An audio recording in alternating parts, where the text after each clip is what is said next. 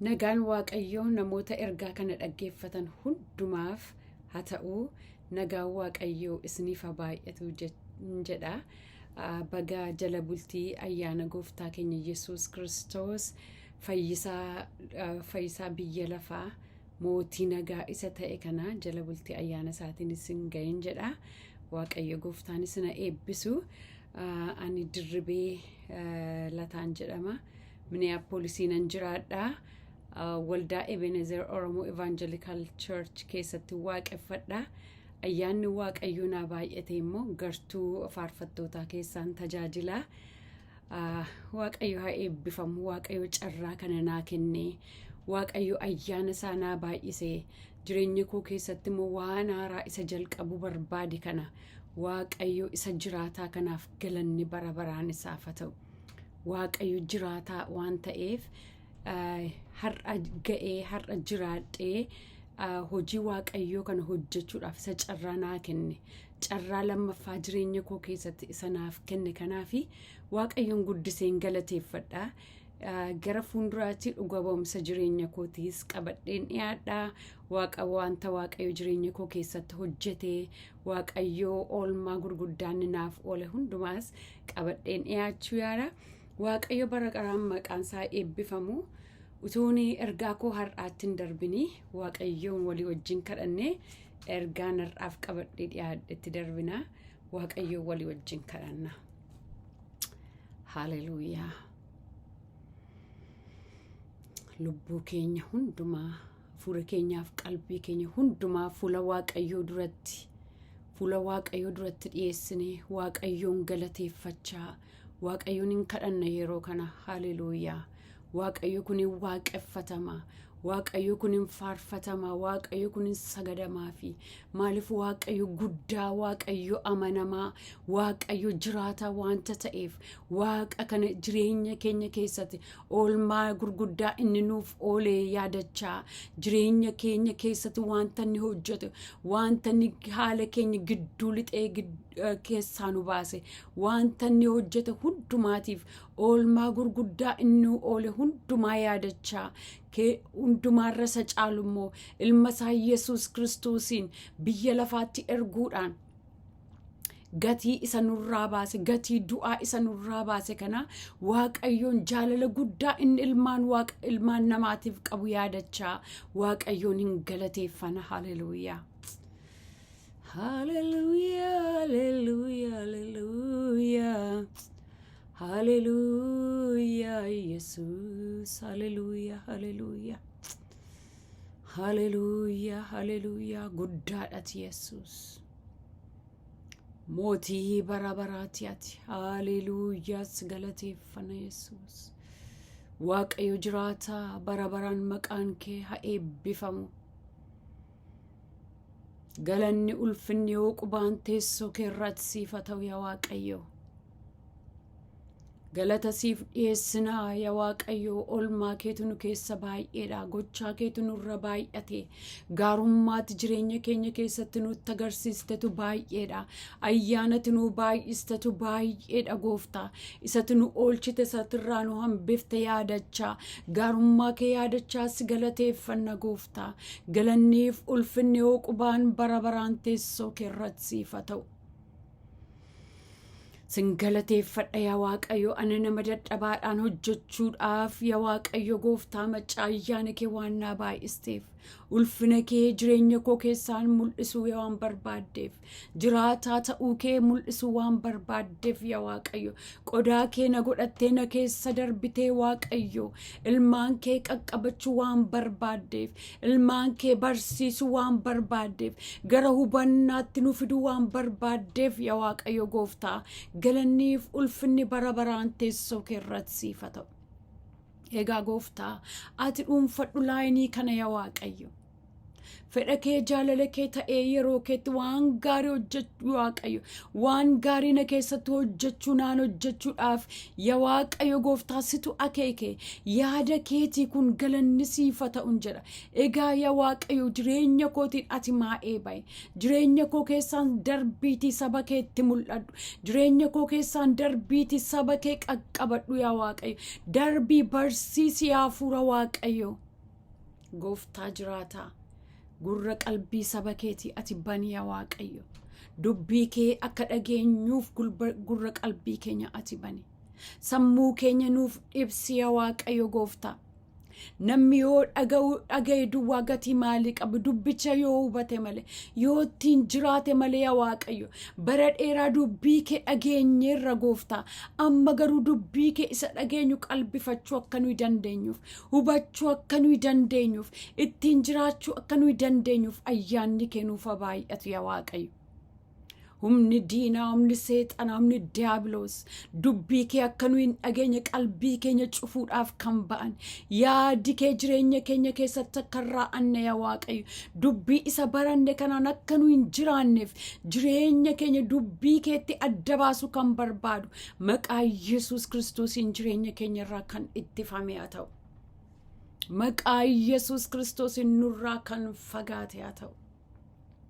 Gooftaa koo galanni siif haa ta'u. Yeroochi kan keetii ati darbi gooftaa. Dubbiin kee yaa Waaqayyo humnaan gara jireenya keenyaa dhufu. Dubbiin kee yaa Waaqayyo gooftaa hafuura qulqulluudhaan gara jireenya keenyaa dhufu yaa Waaqayyo. Sagalee duwwaan homaa namaan godhu gooftaa. Sagalee duwwaan yaa Waaqayyo gooftaa jechooti duwwaan hafuura kee biraa kan hin taane jireenya namaa hin fayyadu. Maqaa Yesuus Kiristoosiin dubbiin dubbatamu hundumtu humna hafuura keetiitiin haa ta'u yaa Waaqayyo. Itti darbi gidduu keenyatti argami. Hafuurri kee nu haa barsiisu. Wanta hin yaadin, wanta hin akeekne ati dubbadhu yaa Waaqayyo. Maqaa keetiif ulfinna ta'u. Maqaa gooftaa Yesuus Kiristoosiin. Ameen. Galanni Waaqayyoof bara baraan ta'u saba Waaqayyoo. Egaa Waaqayyotu carraa kana naaf kenne. Ani kanan godhas jedhee yaadeen beeku. Waaqayyotu garuu yaada koo keessa kaa'e. Hafuura Waaqayyotu jireenya koo keessa kaa'e. Yeroo dhiyoodhaasitti wanta baay'ee Waaqayyo na barsiise. Wanta Waaqayyo hafuura isaatiin jireenya namaarraa hojjetoota isaarraa wanta baay'ee Waaqayyo sana barsiise kana yeroo baay'ee utuma sabi Waaqayyo, utuma ijoollee Waaqayyo, utuma baratanii, utuma waldaatti kun barsiifame jedheeni eebuu kanatu na keessa jira ture. Hawwii kanatu keessa koo jira ture. Garuu hafuurri Waaqayyo immoo dadhabaa keessaan inni hojjechuu danda'u Waaqayyo anumaan darbee hojjechuu barbaade, anumaan darbee dubbachuu barbaade amana. Kanaaf Waaqayyo hafuura isaatiin kan jireenya koo keessa kaa'e malee ogummaa dubbii sagalee Waaqayyoos qabadhee waan inni ittiin of jajuun qabu. Mana barumsaan lixee baradhes hin qabu. Waaqayyo garuu wanta jireenya koo keessa kaa'e waanuma baradhe, waanuma xinnu an baradhe isiniif hiruuf jedheetanii Waaqayyo sina eebbisu. Gara fuulduraatti gaa Waaqayyo mul'ata akkanaa kennuuf, Waaqayyo akkana gargaaruuf, ayyaanni Waaqayyo akkanaa baay'atuuf naaf kadhadhaa. Kana akeekin ittiin YouTube kana channel kana banuudhaaf yaade malee ittiin beekamuuf utuu hin ta'in yookiin immoo bu'aarraa argachuuf utuu hin ta'in wanta Waaqayyo jireenya koo keessa kaa'e, wanta Waaqayyo na barsiise kana namni hundumtuu akka baratuuf, hamma nu badhee nama akka hubatuuf jedheetan jalqabee. Waaqayyo immoo hojii qaba gaa. Waaqayyo wanta tokko jireenya namaa keessatti yeroo jalqabu waan ittiin hojjetu qaba. Jireenya namaa keessatti waan ittiin hojjetu qaba Waaqayyo. Jireenya nama tokkollee haa ta'u Waaqayyo waan ittiin jireenya namaa jijjiiru, waan ittiin jireenya namaa haaressu, waan ittiin jireenya namaa gara ofii isaatiitti butu ergaatu keessa jira sagalee Waaqayyoo keessa. Kanaaf Phaawulos gara warra Efesoonitti yeroo baasu Waaqayyo hojii gaarii inni isin keessatti jalqabe kana hamma guyyaa Kiristoos Yesuus deebi'ee dhufuutti fiixaan akka baasu nan amanadha warra Filiphisiin. Maaloo hojii gaarii isa isin keessatti jalqabe kana hamma dhufa Kiristoos Yesuusitti akka inni fiixaan baasu nan amanadha. Haleluuyaa. Hojii gaarii dhagaa kun hojii gaariin waa'ee akka sagalee Waaqayyoo dubbachuu hin jiru.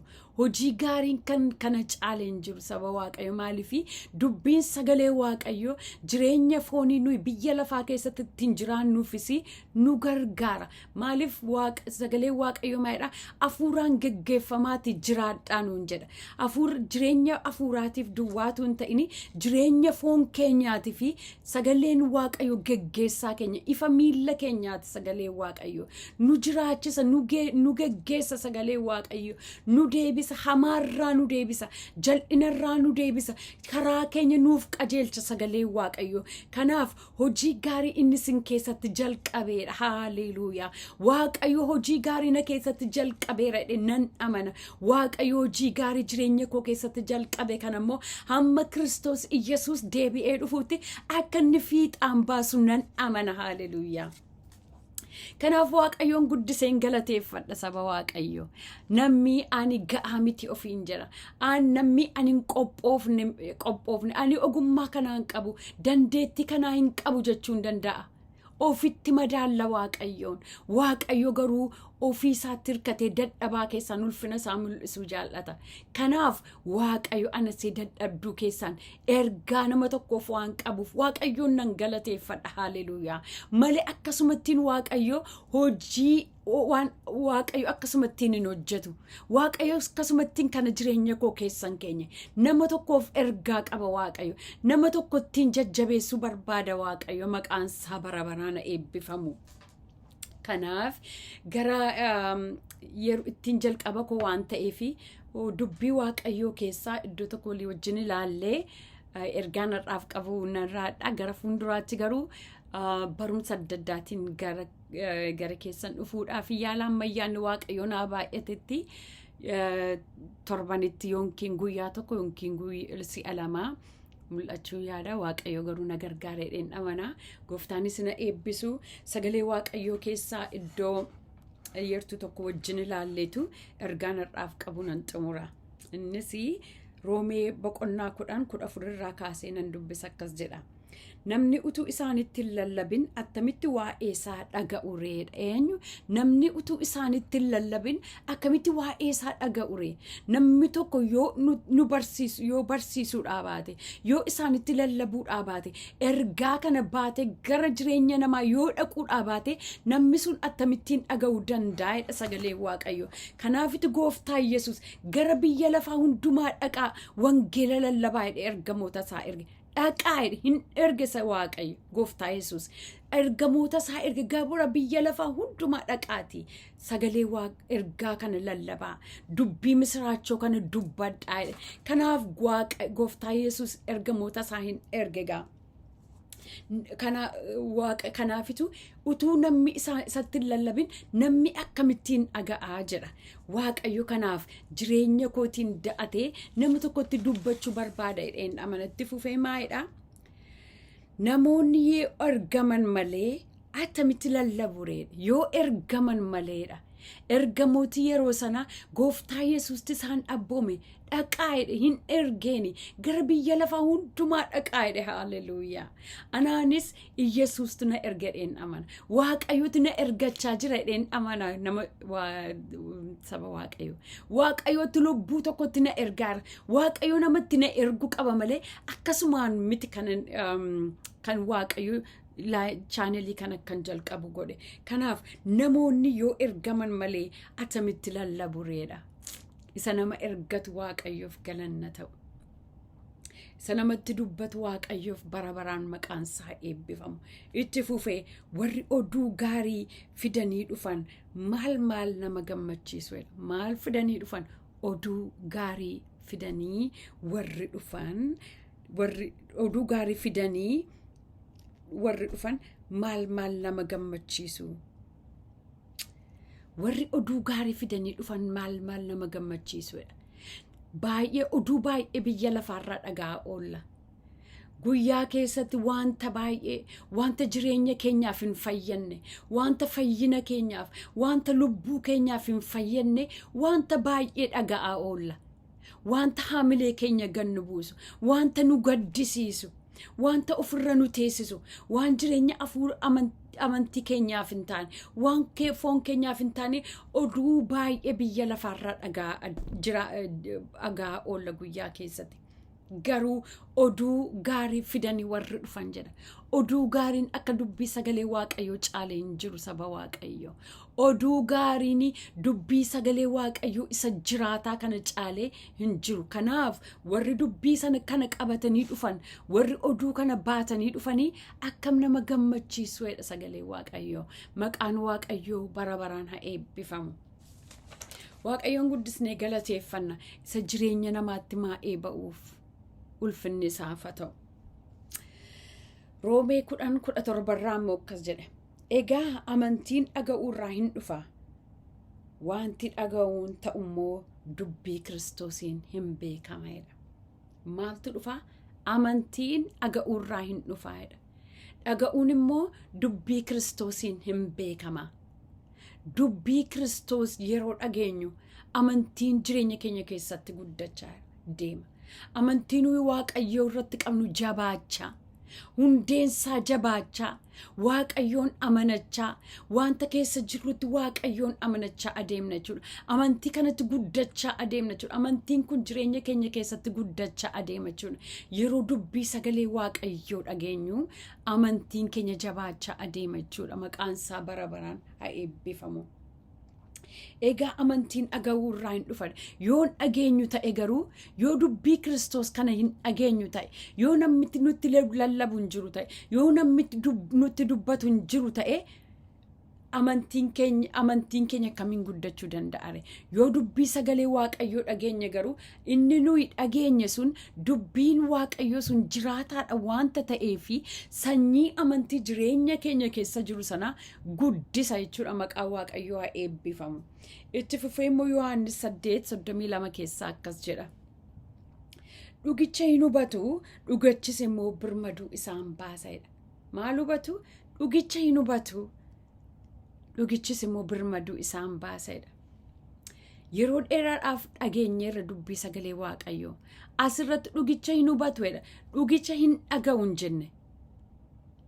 Dhaga'uu hunduma keenyatu bara keenya hundumaa sagalee Waaqayyoo dhageenyeerra. Mana Waaqayyoo keessatti guddanne. Baay'ee nutti lallabameera sagalee Waaqayyoo. Dubbicha hin dhaga'u hin jenne. Maaliif dhaga'uu duwwaan gatii nuuf hin qabu waan ta'eef. Dhaga'uu duwwaani nu guddisuu hin danda'u. Jireenya keenya geeddaruu hin danda'u. Garuu maalidha sagalee Waaqayyoo? Dhugicha hin hubatuudha. Dhaga'anii yeroo hubatanii dhugichi kun maal isaan godha? Birmaduu isaan baasaidha. Namni tokko kan birmaduu ba'u yoo waan tokkotti qabamee jiraateedha. Yoo hidhaa tokko keessa jiraateedha. Yoo garbummaa keessa jiraateedha. Nama garbummaa keessa jiru, nama waan tokko jalatti qabamee jiru, waanjoo tokko jalatti qabamee nama jirutu birmaduu ba'a. Kanaaf dhugichi birmaduu isaan hin baasaidha. Namni tokko fakkeenyaaf yoo hidhamee dhugaansaa yeroo beekamu gadhiifama namni sun. Dhugaa inni qabu sanatu isa birmaduu baasaa jechuudha. Hidhaadhaaf silaa isa hidhamuudhaaf ka'e keessaatu dhugaan suni, dhugaa inni qabu suni isa hiika jechuudha. Yeroo dubbii sagalee Waaqayyoo isa dhugaa kana dhageenye immoo yeroo hubannu, yeroo ittiin jiraannu keessa keenyaa wajjin yeroo wal fudhatu, dhugaa inni nuyi dhageenye kuni birmaduu nu baasa. Haaliluuyaa. Wanta keessatti qabamne keessaa ba'uu dadhabne keessaa, cubbuu keessatti qabamne keessaa ba'uu dadhabne keessaa nu baasa jechuudha. Nu goototee keessaa nu baasa. Haaleluuyaa. Gaaf maaltu kana keessaa nu baasa jenna. Itti adda ba'uu barbaanna, garuu itti adda ba'uu hin dandeenyu. Yeroo dubbii sagalee Waaqayyoo kana hubannu garuu dubbichumti dhugaan suni keessaa nu baasa jechuudha.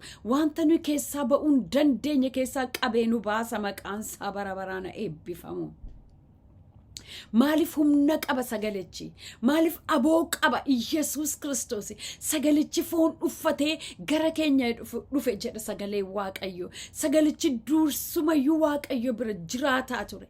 Waaqayyo bira ture. Sagalichi ofiisaayyuu Waaqayyoodha jedha. Haleluuyaa. Sagalichi foon uffatee nu gidduu buufateera. Dubbiin Waaqayyo inni dubbatamu, sagaleen Waaqayyo inni dubbatamu, sagalee isa jiraata, isa humna qabu, isa du'a moo'ee ka'eera. Haleluuyaa. Isa aboo du'a moo'ee ka'e, isa cubbuu moo'e, isa seexana moo'ee ka'eera. Kanaaf nu hiikuudhaaf humna qaba sagalee Waaqayyo. Dubbicha akka hubannuuf Waaqayyo yaada keenya haa banu gaa.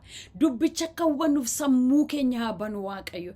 Yaada garaa keenya haa banu yaa Waaqayyo. Maqaan isaa bara baraan eebbifamu. Liidiyaanii Waaqayyo gurra qalbii ishee waan baneefedha. Isa Phaawulos faan dubbatan, isa isaan dubbii sagalee Waaqayyo isaan dubbatan himmite hin dhaggeeffatteedha. Haleluuyaa. Hoolaa gadiyaa nama gaandoo. Galanni bara baraan isaaf haa ta'u. Waaqa kanaaf maqaan isaa bara baraan haa galateeffamu. Egaa Waaqayyo saba Waaqayyo waan hojjetu qaba jireenya tokkoon tokkoon keenyaa keessatti. Warra dhaggeeffatan hundumaa keessatti Waaqayyo waan hojjetu qaba. Haleluuyaa. Dubbiin sagalee Waaqayyo akkasumaan hin dubbatamu. Waaqayyo inni yaadaaf akeeka jireenya keenya keessatti qabu kaa wanta fedheef waan akeeke jireenya kuuf jireenya keessan keessatti raa'atu. Waaqayyoon hin kadhannaa. Kanumaan ergaa kunan xumuraa. Maqaan Waaqayyoo bara baraan haa eebbifamu. Haleluuyaa. Haleluuyaa. Haleluuyaa. Abbaa galanni siif haa ta'u. Ulfinni siif haa ta'u yaa Waaqayyo. Guddaa kan taate yaa Waaqayyo, mootii waaqaaf lafaa jiraataa bara baraa. Si galateeffannaa. Galanni waaqaaf lafarratti siif haa ta'u yaa Waaqayyo. Dubbii kee gara jireenya keenyaa dhufeef galanni siif haa ta'u. Ergaa kee gara jireenya keenyaa dhufeef galanni siif haa ta'u yaa Waaqayyo. Dubbii isa keenya kana yaa Waaqayyo hubachuu akka nuyi dandeenyuuf gurra qalbii keenya ati nuuf bani yaa Waaqayyo. Dubbii kanaan jiraachuu akka nuyi dandeenyuuf nu gargaari yaa Waaqayyo. Gooftaa jiraata. Dubbii isa dhageenye kanaan yaa Waaqayyo jajjaba akka jajjabaannuuf Waaqayyo dubbiin kana booddee dhaggeeffannuuf yaa Waaqayyo birmaduu akka nu baasutti hubannaa hafuura qulqulluu nuuf kenni yaa Waaqayyo. Galanni maqaa keef haa ta'u. Egaa yaa Waaqayyo gooftaa yaadaaf akeeka qabdu jireenya koo irratti raadu. Jalqabdeetta gooftaa hojii jalqabde kana fiixaan akkati baaftu nan amanadha. Waaqayyo gooftaa macaanii garbittiin kee kunooti wanta akeekteef wanta yaadde jireenya kootiin raawwadhu. Gooftaa jiraata bara baraan maqaan kee haa eebbifamu. Waaqayyo gooftaa lubbuun kana dhaggeeffatu hundumtuu maqaa Yesuus Kiristoosiin kan eebbifaman ta'ani. Maqaa Yesuus Kiristoosiin jireenyi isaanii haa eebbifamu. Nagaan isaanii haa eebbifamu. Nagaan kee isaaniif haa ta'u yaa Waaqayyo. Nagaa koo nagaa isin biratti nan dhiisa. Nagaa koo isiniif nan kenna. Akka biyyi lafaa isiniif kennutti nan kenna miti. Garaan keessan hin raafamin. Hin sodaatinis jedha sagaleen kee yaa Waaqayyo. Maqaa gooftaa Yesuus Kiristoosiin nagaa inni si biraa duwwaa dhufuu danda'u Waaqayyo. Nagaa inni namni yaadee bira ga'uu hin dandeenye. Nagaa eenyuyyuu biyya lafaa kana keessaa qabeenyaarraa argachuu hin dandeenye. Jireenya gaariirraa argachuu hin dandeenye. Haala biyya lafaarraa namni argachuu hin dandeenye. Nagaan si biraa dhufu maqaa Yesuus Kiristoosiin jireenya tokkoon tokkoon keenya haa argatu yaa Waaqayyo. Nagaan kee mana keenya keessaa buufatu. Nagaan kee jireenya keenya keessaa buufatu. Nagaan kee maatii keenya gidduu buufatu yaa Waaqayyo. Galanni bara baraan siif haa ta'u. Ulfinni bara baraan siif haa ta'u. Nagaan si bira duwwaadhaa dhufa gooftaa. Nagaa inni dhugaan. Nagaa inni fiixaan ba'umsa qabu si duwwaa biraa dhufa yaa Waaqayyo. Baay'een yaa Waaqayyo nagaa biyya lafaa keessaa barbaadu. Mootota biraa barbaadu nagaa. Nagaan garuu si bira duwwaa jira. Ati mootii nagaati waan taateef.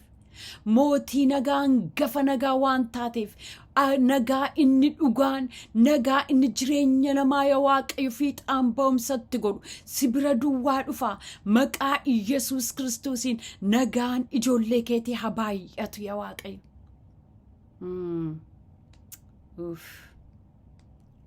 Shalabadiya nama gandoo. Riba labadia nama gandora kroba laba ida nama gaya. Maruba galaba ida Jesus Christos. Proga ida la gandora kroba dia nama gaya. Mara dias kela aduna magandora. Parugas kela ida magaya. La riba dia nama gando. Makagof ta Jesus Christosin. Maqaa ilma Waaqayyoo isa jiraataatiin afuurri bara kana ijoollee kee irratti ba'ee jiru. Afuurri nama dagachiisu yaa Waaqayyo. Afuurri ayyaana kee keessaa kan nama baasu. Kan kee yaa Waaqayyo. Kan kee barbaadurra kan biyya lafaatti namni akka qabamee jiraatu kan godhu. Maqaa Yesuus Kiristoos nama Naazreetiin afuurri kun jireenya ijoollee kee irraa kan rukutame haa ta'u. Afuurri dagannaa kan rukutame haa ta'u. Maqaa Yesuus Kiristoosiin jireenya ijoollee keetirra adda kan bahe haa ta'u yaa Waaqayyo. Mara galaba diinama gandoora kirooba ganama iida. Leerraba ganama iida nama gandoo Waaqayyo. Paruga dias kela ida magandora. Mariba galaba ida namagaya gofta. Iproga is kadina magando. Marigas kela ida namagaya. Waaqayyo baay'een gurra isaanii gara biyya lafaatti gataniiru.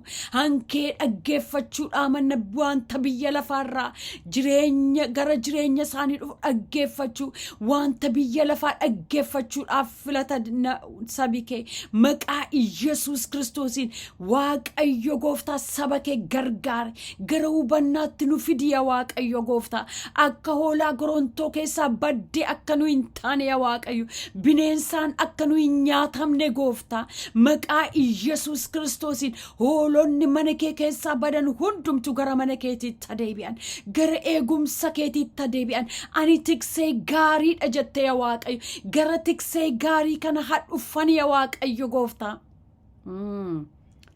Raba galaba diinama gandoora.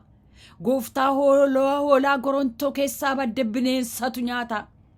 Maqaa Yesuus Kiristoosiin ilmaan kee gara mana keetiitti deebi'ani. Mana kee keessaa kan ba'an yaa Waaqayyo wanti baay'een dogoggorsiise wanti baay'een itti fakkaate wanti biyya lafaa kana itti fakkaate mana kee keessaa kan baase ilmaanni kee maqaa Yesuus Kiristoosiin gara mana keetiitti deebi'uun isaaniif haa ta'u araarri kee ilmaan keetiif haa baay'atu.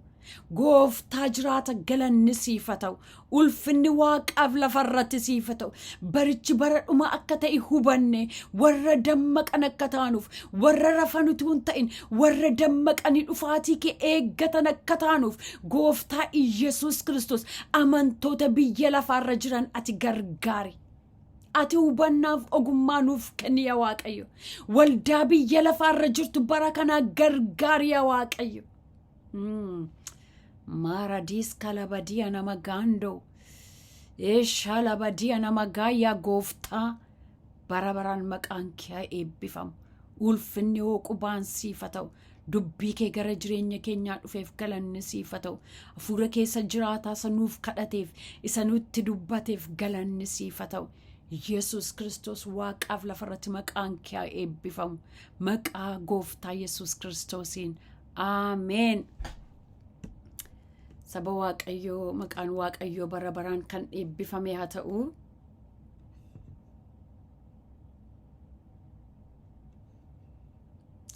Maqaan Waaqayyoo bara baraan kan eebbifame haa ta'u.